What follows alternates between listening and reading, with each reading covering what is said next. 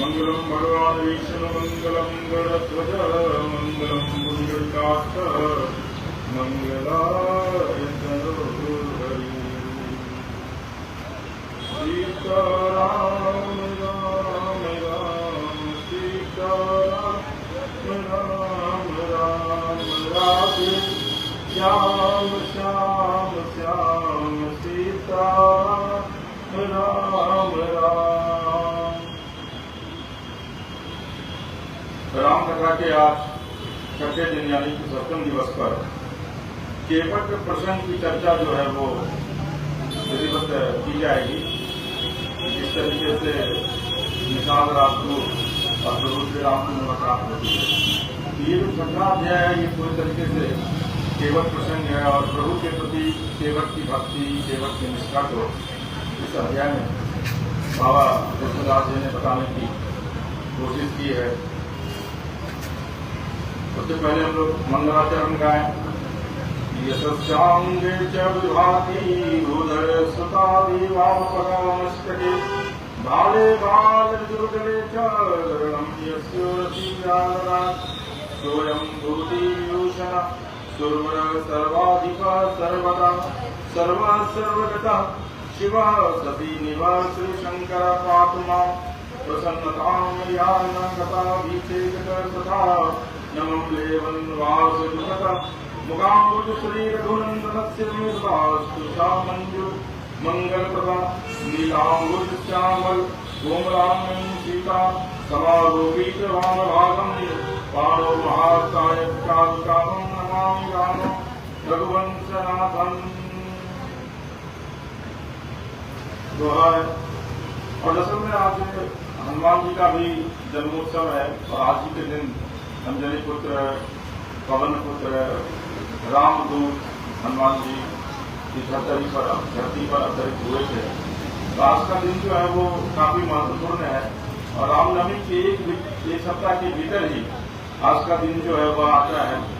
तो हम लोग सबसे पहले हनुमान जी का सुमिरन करें, उनका स्मरण करें, क्योंकि ये आपको पता है कि जब मां जानकी ने पवन पुत्र से पूछा था कि आप कौन हैं, तो उन्होंने अशोक वाटिका में हनुमान जी ने ये कभी नहीं कहा कि मैं अंजनी पुत्र हूं, मैं पवन पुत्र हूं। उन्होंने कहा कि रामदूत मैं मातु जानती सत्य शपथ करुणा निधान।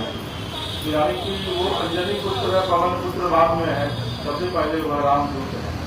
तो आज कथा का जो आज का जो प्रसंग है इसकी व्याख्या मैं कर रहा हूँ इस दोहा के साथ।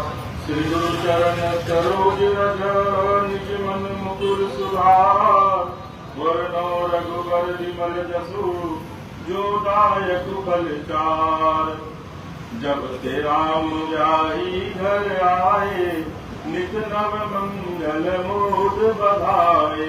भुवन चारि दस भूधर भारी सुकृत मेघ बरसहि सुख भारी। रिद्धि सिद्धि संपत्ति नदी सुहाई उमति अवधि अम्बुधि कहूआई। मणिगण पुर नर नारी सुजाति सुचि अमूल सुंदर सब भांति। कही न जाई कछु नगर विभूति जनुमत नियर विरंज कर दूती। बोलिए श्री राघवेंद्र सरकार की जय। बोलिए पवन पुत्र हनुमान की जय। बोलिए हर हर महादेव। परिपूर्णतम परमात्मा भगवान श्री राघव को प्रणाम, श्री हनुमान जी को साष्टांग, बाबा के चरणों में बार बार वंदन। सुधीर श्रोता वृंद, हमारे कहने के यजमान, मुख्य यजमान, भव्य महाभाग आचार्य प्रवर, स्नेही स्वजन, हमारी सखा मंडली, कल हम आप पिछले शनिवार को हम आप भगवान श्री सीताराम जी भरत भैया, मांडवी मैया, लक्ष्मण भैया और मीरा भैया, सुगन भैया, दूसरी कृष्ण भैया, इनके दिन विवाह महोत्सव का आनंद बनाए थे। आज अयोध्याकांड को प्रणाम करते हुए हम प्रभु केवल उनके पास तक पहुंचने का प्रयास करते हैं। अयोध्याकांड को प्रणाम। आज की अपना दो दोनों पर आधारित है। विप्रदेनु दुर्संत हित लिन्न मनुष्य अवतार, निज इच्छा निर्मित तनु माया गुण गोपाल, भगत भूमि भूसुर सुरभि सुहित लाभि कृपाल, करत चरित धरि मनुज तनु सुनत जगजाल। मानस में युद्धाकांड का अर्थ है युवानी काल। जो कुछ भी करना है, जवानी संभल गई, दुर्तर संभल जाएगा। 40 से 45 साल तक इसको जो करना है कर ले, उसके बाद न कुछ हो पाता है, न कोई कुछ कर पाता है, फिर आदमी कृषक हो जाता है। अयोध्याकांड की कथा का सूत्र यहाँ से प्रारंभ होता है।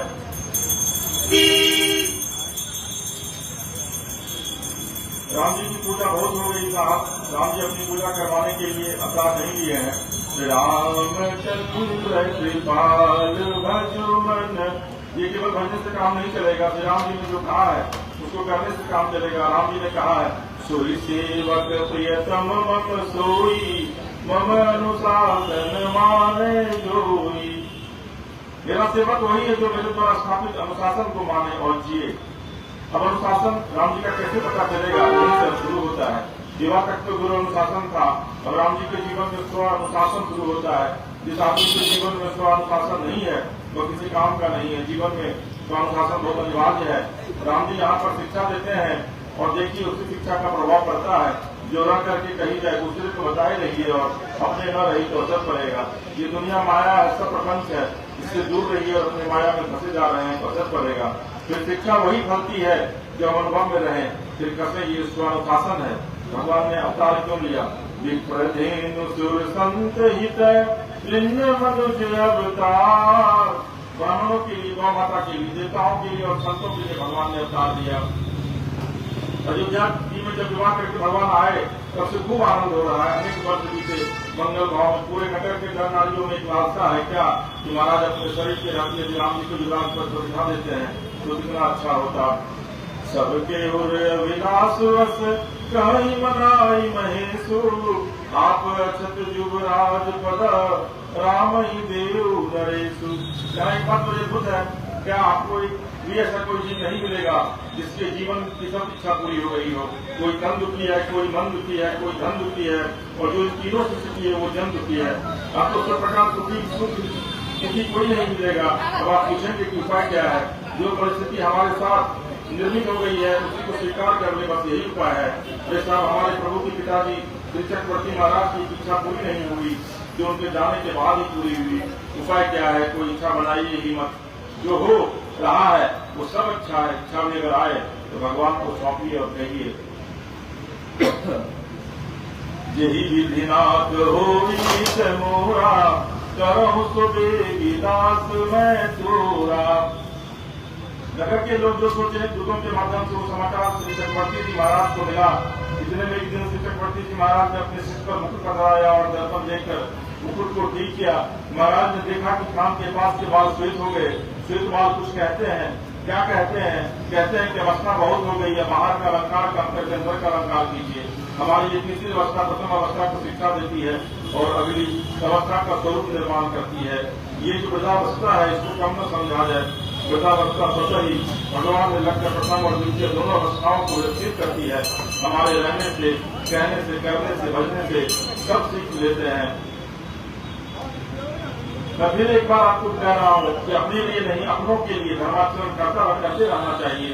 जब हम घर में रहेंगे तब हमें लोग श्रद्धा रखेंगे। श्रद्धा कब होती है? जब सामने वाले में कब होता है, सामने वाले में भगवत अनुराग होता है। श्रद्धा कहकर नहीं रखवाई जा सकती कि हम आप में श्रद्धा रखिए। क्यों रखें भैया? मर्यादा से श्रद्धा रखवाएंगे। यदि हम घर में रहेंगे तो श्रद्धा अपने आप बन जाएगी। यदि आप चाहते हैं कि आपके बच्चे सब करें तो आप इकट्ठा मत करिए, धर्म कीजिए, जय करिए, कैसे सत्कर्म में लगाइए, बच्चों के लिए पैसा दें, धर्म कमाइए। धर्म क्या है? परहित करिए। तो स्वामी जी कहते हैं परहित सरिस धर्म नहीं भाई, पर पीरा सम नहीं अधवाई। परिहित के समान कोई धर्म नहीं, और कौन? इससे हमारा रक्त का संबंध नहीं है। यदि उसका हम हित करते हैं तो ये धर्म है। तिरुपति जी महाराज का एक गीत है, आइए हमारे साथ हम लोग थोड़ा गुनगुना लेते हैं।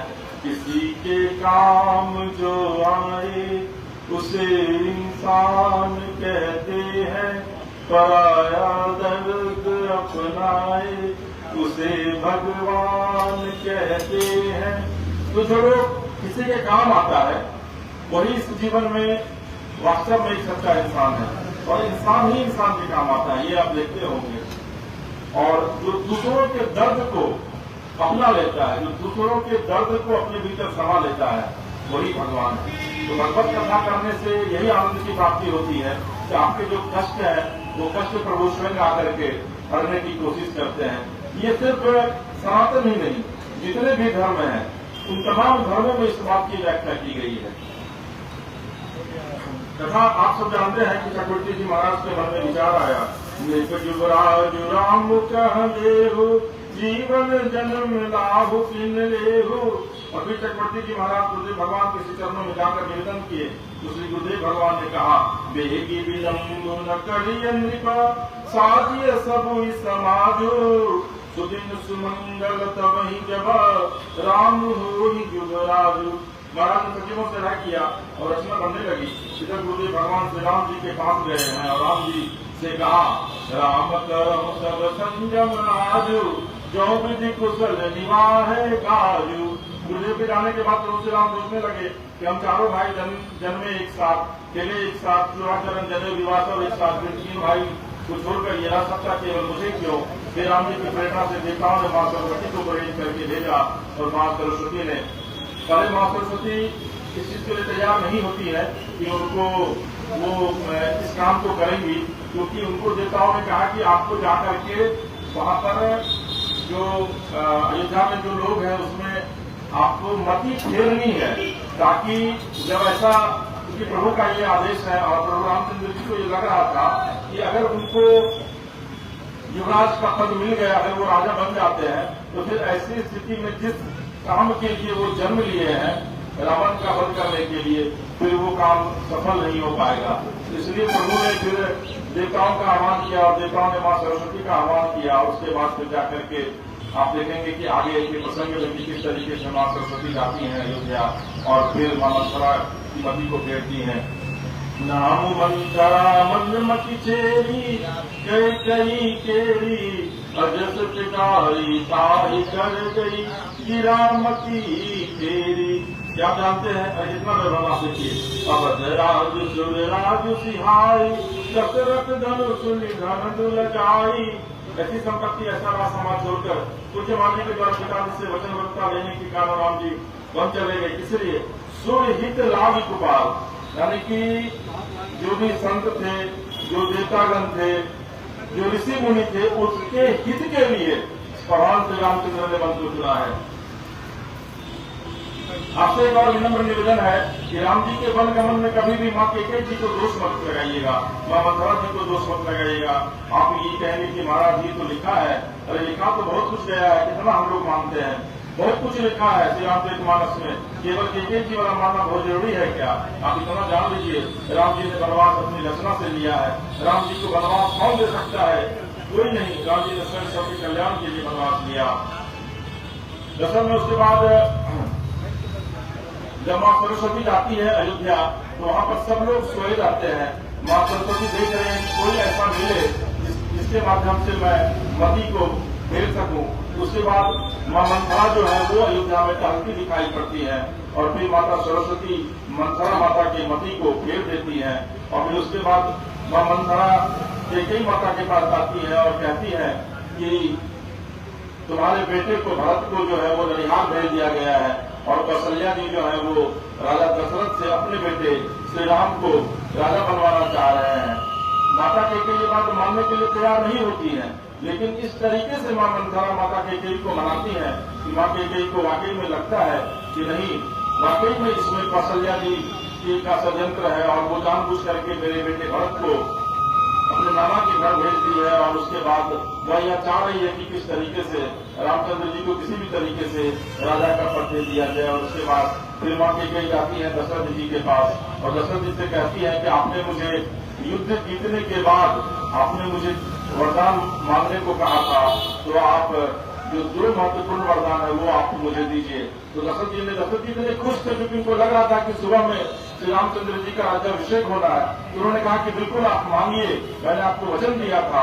तो फिर मां कैकेयी कहती है कि पहला वरदान मैं यह आपसे मांगती हूँ कि आप श्री रामचंद्र जी को 14 वर्ष का वनवास दीजिए, और दूसरा वरदान मैं यह मांगती हूँ कि आप भरत जी को राजगद्दी दे दीजिए। और देखिए पूरी रामायण की जो कथा है वो यहीं पर तैयार होती है। और उसके बाद दशरथ जी कहते हैं कि तुम जीवन मांग लो मुझसे कैकेयी, मैं अपना जीवन, मैं अपना सर्वस्व सब कुछ देने के लिए तैयार हूं, लेकिन मैं राम को वन नहीं भेज सकता।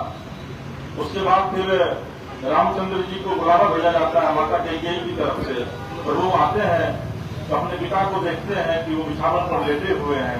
फिर वो स्वयं जाकर के कहते हैं कि ये आखिर ये स्थिति क्यों है, ये गति क्यों है। उसके बाद वो कहती है मां कैकेयी, राजा दशरथ कुछ नहीं बोलते हैं, मां कैकेयी कहती है कि आपको 14 वर्ष का वनवास दशरथ जी दे रहे हैं, और उसके बाद आपको भरत जी को यहाँ की गद्दी जो है वो दे रहे हैं। प्रभु रामचंद्र प्रसन्न होते हैं।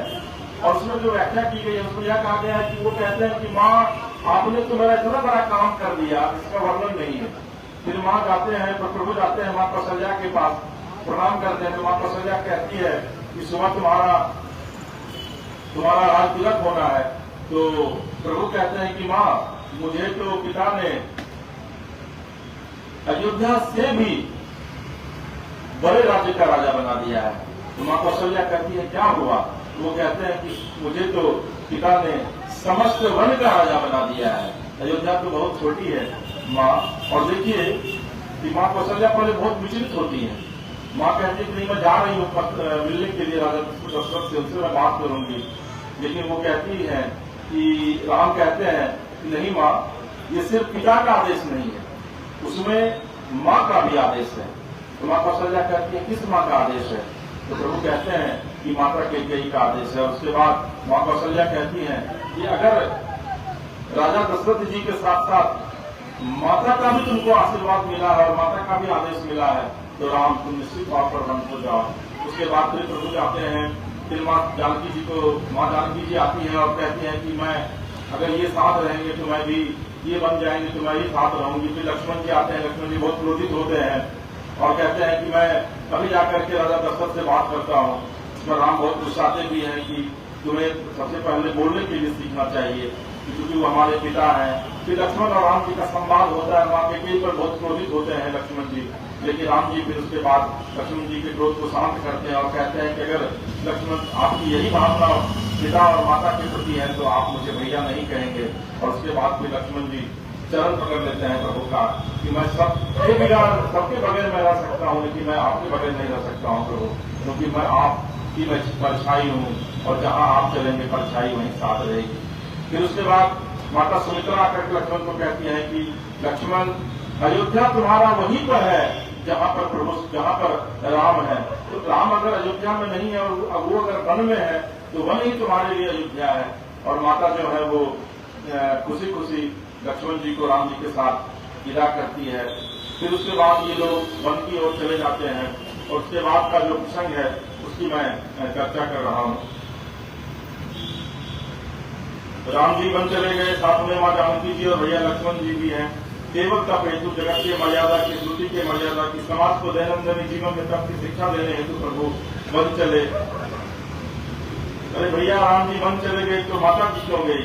देखिए यही मर्यादा है। स्कंद पुराण में ऐसा कहा गया है कि पत्नी योग्य है तो पति की अनुमति से चाहे तो घर में अपने पुत्र वधु के साथ रहे, नहीं तो तब के समय पत्नी को भी पति के साथ चलना चाहिए। आज जो पूछते हैं कि सीता जी क्यों वन में गई, यदि नहीं जाती तो वो ये कहते कि राम जी वन में रहे और सीता जी महल में, तब सरल नहीं है। राम जी तब करने वन में चल दिए और लक्ष्मण भैया अपने को राम जी से अलग मानते ही नहीं है। बारी के निज हित पति जानी लक्ष्मण राव चरण रति मानी। लक्ष्मण जी तो लक्ष्मण से अपने प्रभु की सेवा में लगे थे, तो वो कैसे रह जाएंगे। श्री चक्रवर्ती जी ने सुमंत जी से कहा रथ लेकर जाइए, 4 दिन में राम जी को वन दर्शन कराकर वापस ले आइए। निष्ठा कभी फिरती नहीं, सत्य फिरता नहीं, टिका रहता है, असत्य बदलता रहता है। सत्य तो सदैव तो अपरिवर्तनीय रहता है। सत्य क्या है? सत्य मेरे राम जी हैं। अयोध्या जी की सारी प्रजा राम जी के साथ चल पड़ी। रात्रि में कंसा नदी के तट पर वास हुआ। भगवान ने सोचा पूरी प्रजा साथ में रहेगी तो हम भजन कैसे करेंगे।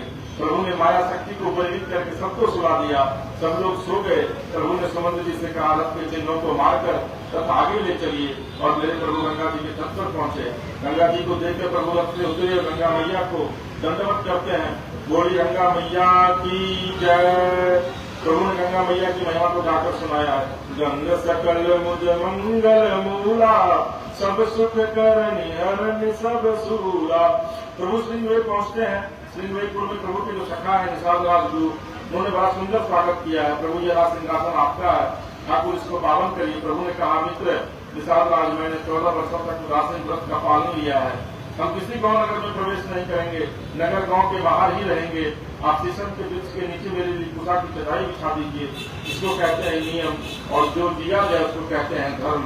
जो नियम और धर्म को समझता है उसी की बरकत होती है। नियम माने वो सिद्धांत बने, और धर्म माने जीवन में जो आचरण धारण हो। सिद्धांत बने उसका पालन करिए। आप पालन नहीं करिएगा तो फल नहीं मिलेगा। नियम हमेशा दूसरों के लिए बनाए जाते हैं, नियम हमेशा अपने लिए बनाया जाता है। पहले अपने पालन कीजिए, तभी दूसरों को उपदेश दीजिए। रावण एक बार उपदेश दिया, सारी धरती मायामय हो, क्यों रोकते हो किसी के लिए। गोस्वामी जी ने लिख दिया, करो उपदेश कुशल बहु तेरे, जे आचरण नर न घनेरे। रावण अपने अशुभ मुख से शुभ उपदेश दे रहा है। गोस्वामी जी की लेखनी बोलती है लंका कांड में, बाबा ने कहा, बाबा ने कहीं छोड़ा नहीं, किसी को नियम बनेगा तो सिमत रहना है तो रहना है। भगवान ने क्या नियम दिया? तापस वेश विशेषी उदासी, 14 बरिस राम वनवासी।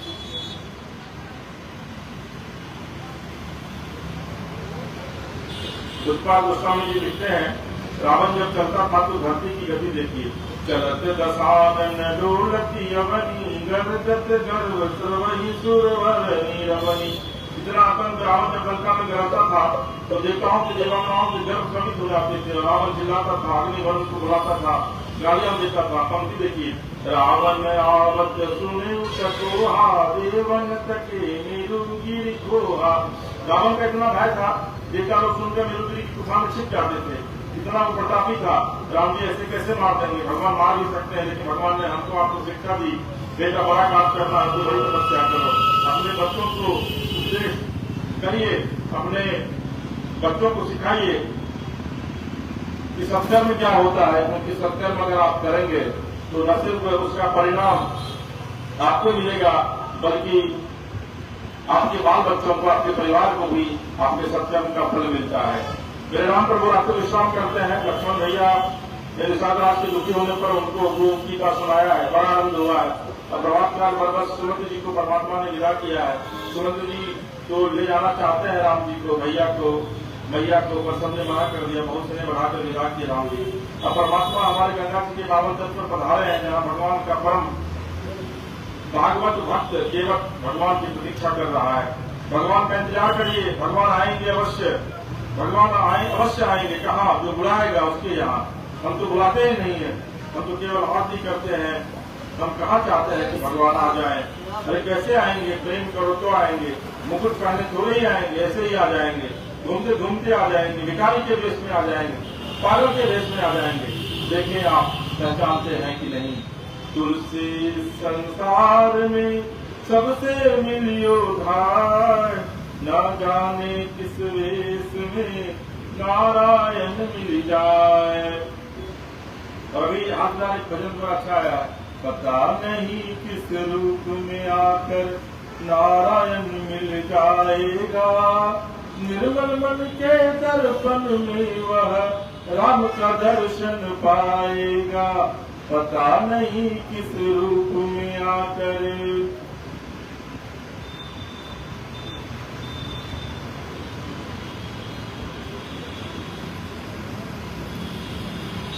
निषादराज जी खुद से खूब सेवा की है प्रभु श्री राम की। अब राम जी कहना चाहते हैं, निषादराज जी विदा नहीं करना चाहते हैं, लेकिन संतों ने कहा है करे हैं दोनों भैया हो सुरसरी के तीर। केवट का प्रेम प्रसंग है। केवट जी को निषाद जी ने नहीं बुलाया, राम जी ने बुलाया। क्यों? केवट जी ने निषाद जी से भाव रखा था कि प्रभु जो नगर में आए हैं दिव्य पुरुष, उनको गंगा पार मैं उतारूंगा, कारण बस आज ही भर नाव चलाऊंगा, फिर नाव नहीं चलाऊंगा, फिर मेरी भांज जिसको देना हो दे दीजिएगा। निषादराज ने हाँ कह दिया और का ध्यान रखना प्रभु है। केवट ने कहा महाराज एक वचन और दीजिए, मैं जो कुछ करूंगा आप बोलेंगे नहीं, हाँ नहीं बोलूंगा, हमको क्या पड़ी है तुम कर लेना। निषादराज को वचन रखने केवट नाव लेकर गंगा मैया के बीच में खड़े हो गए। गंगा जी का स्मरण एक बार जरा जय जयकार कीजिए, बोलिए गंगा मैया की जय। जब जब स्मरण आए गंगा मैया का, नहाते समय जो नदियों के नाम आए सबका स्मरण कर लीजिए। गंगे यमुने चैव गोदावरी सरस्वती कावे सिंधु नर्मदे जलेस्मिन् सन्निधिं कुरु। यह स्नान मंत्र है, सभी नदियों का स्मरण कर लीजिए। फिर जल डालिए गंगा मैया में नाव लेकर अंदर खड़े हैं केवट जी। राम जी बुलाए मेरे बाबा की लेकर मुस्कुराई गाइए। जो प्रभु पारवसिका चाहु मोहि पद पदुम पखारन कहु। पंक्ति देखिए, मांगी नाव न केवट आना। राम जी ने नाव मांगी, केवट जी आए नहीं, और नहीं तो उल्टा बोले हम आपके मर्म को जानते हैं, आऊंगा नहीं। आपके चरण में जो रज है ना, मिट्टी लगी है, उसमें कुछ बूटी है, पत्थर को भी स्थिर बना देती है। मेरी नाव तो कोमल है, जल खा रही है, काट की है। उसकी पंक्ति है, केवट ने कहा रघुराई से उतराई न लूंगा भगवन। मैं नदी नाल का केवट हूँ, तुम भव सागर के मालिक हो।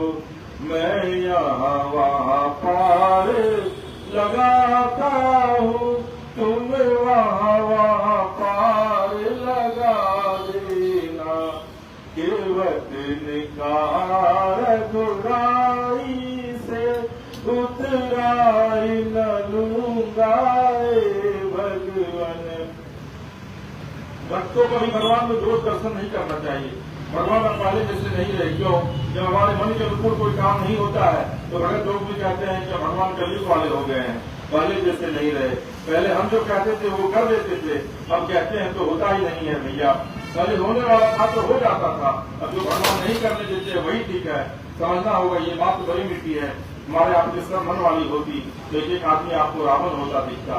यह तो अच्छा है, भगवान हमारे मन वाली नहीं होने देते। कैसे? प्रताप भानु को क्या कमी थी, क्या मांगा? शरीर को बुढ़ापा न आवे, शरीर को बीमारी न सतावे, मरो नहीं, कोई शत्रु न हो मेरा। संभव है क्या? जो जन्म लिया है उसे मरना होगा। आपने सुना होगा एक आदमी ने भगवान शिव को प्रसन्न किया, बाबा तो भोले भंडारी बोले बेटा मांग ले जो तेरी इच्छा हो। इच्छा वो बहुत तेज हंसा, बोला बाबा मैं जिसको स्पर्श करूँ वो समान सोना का हो जाए। शिव जी कुछ सोचते नहीं, दे देते हैं। आदमी वही मांगता है भगवान से जिसका उसके पास अभाव होता है। हम अथवा आपका भाई मान माए बाप ऐसा कोई नहीं जिसके पास कुछ न कुछ वस्तु का अभाव न हो। कोई हाथ उठाकर खड़ा होकर यह नहीं बोल सकता है कि मेरे पास अभाव नहीं है। यह स्वीकार करना भी एक अभाव है। क्या? स्वभाव का भाव है। अभाव न होता तो हमारा जन्म न होता। आपको एक बात बताता हूँ, बहुत ही अंतरंग की बात है। सौंदर्य शास्त्र की हर आदमी एक नई लिप्सा, एक नई अटैचमेंट, एक नई राग, एक नई मोह के कारण ही जन्म लेता है। अगर राग न होता तो हमारा आपका मृत्यु लोक में जन्म ही नहीं होता। जो किस राग में लगते हुए प्राण छोड़ता है, अगले जन्म में उसी राग की पूर्ति के लिए उसका जन्म होता है। कैसे? किसी को अगर खाने में बहुत रस होता है, जब मौका मिलेगा तो वो कुछ न कुछ खाएगा। उसी तरीके से किसी आदमी का भगवान की भक्ति में वो हमेशा लीन रहना चाहता है। कई ऐसे लोग हैं जो ऐश्वर्य का जीवन जीना चाहते हैं। तो ये है कि हर एक व्यक्ति कुछ न कुछ राग लिए हुए रहता है, और हर एक दुनिया में किसी भी व्यक्ति की सभी इच्छाएं पूरी नहीं होती है। तो यही वजह है कि केवट जी जो है वो भगवान से कहते हैं कि प्रभु दोष आप में नहीं है, प्रभु दोष हम में है। चरण के रस की आपकी ऐसी महिमा है। देखिए बाबा कविता की वली में लिखते हैं, केवट जी बोले कि अगर आप में दोष नहीं, एक पद रच की महिमा है जो जिसको स्पर्श करेगी तो रूप बदल देगी। क्या होगा?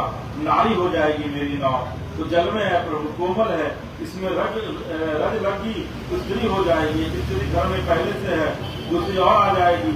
एक की सेवा तो 24 घंटे की ड्यूटी है और दूसरी होगी तो हम कैसे निभाएंगे? परिवार का हम पालन पोषण कैसे करेंगे? अगर ये आपके जन्म स्पर्श से अगर ये नाव जो है वो अगर स्त्री हो जाती है। दरअसल में क्योंकि जो उद्धार किया था माता अहिल्या का प्रभु राम ने, जो चरण स्पर्श किया था और पत्थर जो है वह नारी के रूप में तब्दील हो गई थी। तो वही केवट, दरअसल में केवट की भक्ति थी प्रभु के प्रति। और यही वजह है कि प्रभु को यह बार बार बताने की कोशिश कर रहा है। लक्ष्मण भैया बड़े गुस्साते हैं और कहते हैं कि तो भैया आप आदेश दीजिए तो मैं इसे बताता हूँ। केवट कहता है कि आप मुझे मार भी दीजिए, उसके बाद भी मैं जब तक प्रभु का पैर नहीं धोऊंगा तब तक मैं नाव पर नहीं चलाऊंगा।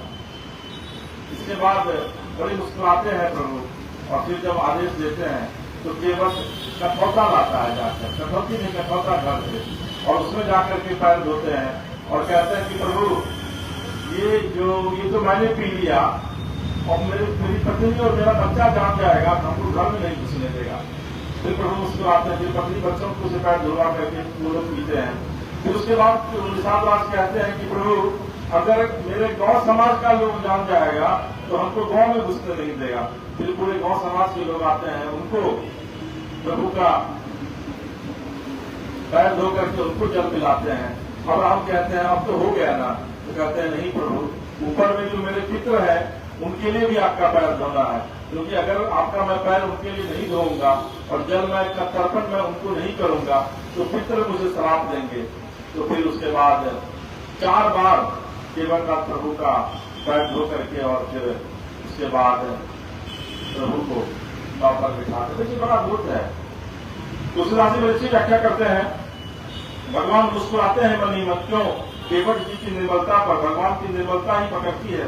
कलुष में जो कुछ भी है बाहर है राम जी का, निर्मल मन जन सो मोहि पावा, मोहि कपट छल छिद्र न भावा। निर्मल कहाँ से? मन से। कबीरा मन निर्मल भया, कैसे? जैसे गंगा नीर, तब पाछे पाछे फिरे, कहत कबीर कबीर। मन निर्मल हो तो मन निर्मल होगा। और इसे और डाल लीजिए, खाना जहां तहां मत खाइए। ये वेद भी कहता है, हमारी संस्कृति भी कहती है कि खाना, अभी क्या होता है कि आप देखिएगा लोग भोजन की चीजें जहां मिल गया फ्री का भोजन, लोग वही बढ़ जाता है खाना खाने के लिए। तो कभी भी मुफ्त का खाना मत खाइए कहीं पर, क्योंकि आपको ये नहीं पता है कि जो आप अन्न खा रहे हैं उसकी कमाई का जरिया क्या वो पाप से कमाया हुआ अन्न है। अगर आप वो खा रहे हैं तो आप भी उसके देनदार बन रहे हैं। इसलिए ये कहा गया है कि अन्न हर जगह ग्रहण मत कीजिए। केवट जी की निर्मलता भगवान को पकड़ ली। क्या कहा केवट जी ने? यही प्रतिपाल सब परिवार, इसी से सबको पालता हूं, तो कोई और काम नहीं है। और फिर ये पूरा प्रसंग है किस तरीके से जो मैंने भी आपके साथ उसकी व्याख्या की है कि प्रभु लक्ष्मण जी बहुत गुस्सा आते थे केवट पर, लेकिन बाद में फिर प्रभु मुस्कुराते हैं और कहते हैं कृपा सिंधु बोले मुस्कुराई, सोई करूंगे तब नाव न जाई, बेगियानु जल पय पखारू, होत विलंब उतार ही पारू। अभी परमात्मा ने बड़ी मधुर लीला यहाँ की है। क्या कि किसी को पता भी नहीं चला। केवट जी आए तो भगवान से बोले प्रभु घर से बाल बच्चों को ले आओ, भगवान बोले सबको ले आओ। और अंतिम में जैसा मैंने आपको बताया कि जो पितृगण है उनका भी उद्धार जो है वो केवट जी करवा देते हैं। और केवट जी मैंने आपको बताया था इसके पहले भी कि निषादराज जो गुरु है, जो श्रृंगेरपुर के राजा है, वो प्रभु श्री राम के मित्र है। आज मैं पटना में था, मैं देख रहा था कि किस तरीके से सामने भी पोस्टर यहाँ लगा है कि भगवान राम किस तरीके से निषादराज गुरु को गले लगाए हुए हैं। तो ये भगवान के प्रति अद्भुत वंदना है। और इसीलिए प्रभु श्री राम जो है वो राम, क्योंकि उनके लिए न तो केवट कोई मायने रखता है, न उनके लिए माता सबरी कोई मायने रखती है। जात पात के मामले में बात कर रहा हूँ, क्योंकि उनको ये पता है कि हर एक व्यक्ति के भीतर में परमात्मा है, हर एक व्यक्ति के भीतर में सच्चिदानंद है जो खुद वास करते हैं, हर एक व्यक्ति के भीतर नाम है, हर एक व्यक्ति के भीतर राम है। और मैं लगातार इसी बात की व्याख्या करता हूँ, हर जगह जहां भी मैं चर्चा करता हूँ प्रभु राम की, मैं ये कहता हूँ कि सबसे पहले जाति पाति इसको समाप्त कीजिए, प्रभु राम के संदेश को समझिए। प्रभु राम ने हमेशा यह संदेश देकर बताने की यह कोशिश की है कि जात पात जो है वो इस दुनिया में वही लोग करते हैं जिसके भीतर, जिसका मन पवित्र नहीं है, जिसके भीतर गंदगी है। इसलिए जाति पाति को हटाइए, जाति तोड़िए और समाज को जोड़िए, उसको जोड़ने की आवश्यकता है। लेकिन आज की तारीख में जो जात पात में उलझे हुए हैं, हम इस जाति से, हम उस जाति से, और लोग देखिए बड़ी निर्लज्जता, मतलब उनको मतलब उनको जरा सी भी लज्जा नहीं आती है इस बात का वर्णन करने में। तो सबसे पहले तो प्रभु राम के इस चरित्र को समझने की कोशिश कीजिए, और ये जो छठा अध्याय से जो केवल प्रसंग है उसको यह बताने की कोशिश की गई कि प्रभु के लिए सब प्यार है। प्रभु कभी भी जात पात नहीं देखते हैं, क्योंकि जात पात अगर वो देखते तो भगवान होते ही नहीं। और इसीलिए सबके अपने अपने राम हैं, चाहे वो हम हो, आप हो, दुनिया का हर एक व्यक्ति। और कण कण में राम है, रोम रोम में राम है, राम रोम रोम में रमन करते हैं। किसी प्रकार कथा पाठ कोई करता है, समझ में किसी की आ जाती है, कथा कोई सुनता है, समझ कोई जाता है। भाव कहने का यह है कि घर में गाते रहिए, कथा सुनाते रहिए, किसी की समझ में तो आएगी, कोई समझेगा, और जो समझेगा उसका बेड़ा पार हो जाएगा। केवट भैया को आनंद हुआ, अनुराग बढ़ा, प्रेम बढ़ा।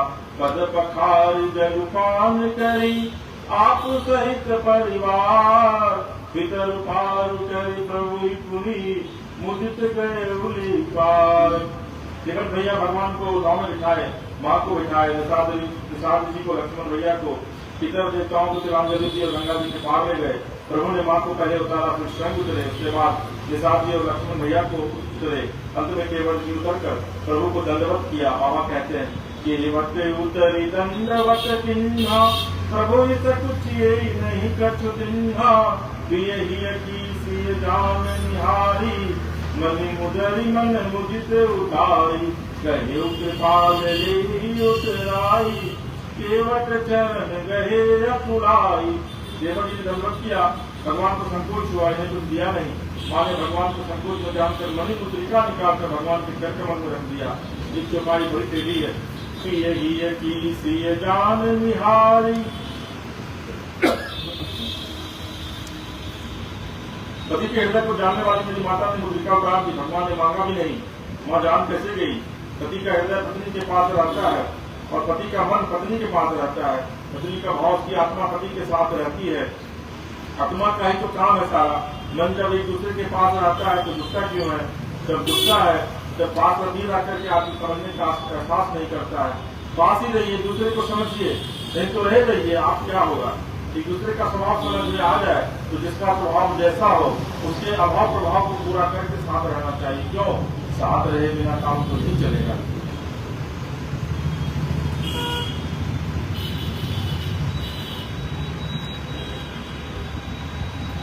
आगे देखते होंगे इस पुस्तक की इसमें चर्चा है थोड़ी सी कि दुनिया में सबसे ज्यादा प्रेम जो है वो पति पत्नी के बीच ही होता है, लेकिन सबसे ज्यादा लड़ाई झगड़ा भी जो है पति पत्नी के बीच ही होता है।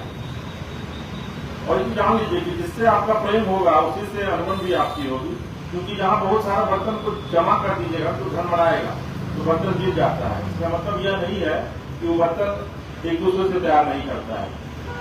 आप बर्तन चावल चढ़ाने के लिए लगाते हैं, चढ़ाते हैं, उसको तो उसके ऊपर में ढकना दिया जाता है, लेकिन जब गिरता है बर्तन सब अलग अलग हो जाता है। लेकिन वो बर्तन जो है इसमें चावल बनता है वो बगैर ढकना के नहीं रह सकता है। देखिए तो इसमें जहाँ प्रेम है वहीं पर गला भी होगा। तो एक प्रसंग है इससे जुड़ा हुआ। तो जब जी गोपियों को समझाने आए कि कृष्ण भगवान है, ब्रह्म है, तो उनके लिए क्यों रोना? तो ये राधा सखियों के साथ बैठी थी और उद्धव जी अपना उपदेश देने लगे। तो श्री राधा जी ने कहा, उद्धव जी अपनी ज्ञान रूप की गति बांध करके रखिए, कहीं प्रेम की गंगा प्रवाह में ये गति बह न जाए। क्यों? क्योंकि जो प्रेम करता नहीं है वो प्रेम को परिभाषित नहीं कर सकता।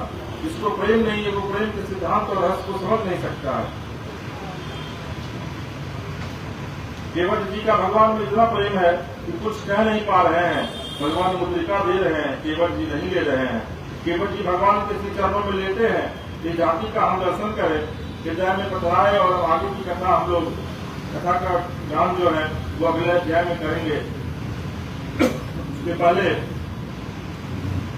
केवट प्रसंग की कथा को समाप्त करने से पहले थोड़ा सा हम लोग भगवान राम का गुणगान कर रहे हैं। वैसे भी आप तो हनुमंत प्रभु हनुमान जी का जन्मोत्सव है। हरे राम राम राम सीता राम राम राम, हरे राम राम राम सीता राम राम राम। कथा विसर्जन होते है शंभुनाथ हनुमान, राम लखन श्री जानकी सदा करो कल्याण। हरे राम राम राम सीता राम राम राम। बोलिए राघवेंद्र सरकार की जय। नमः पार्वती पतये हर हर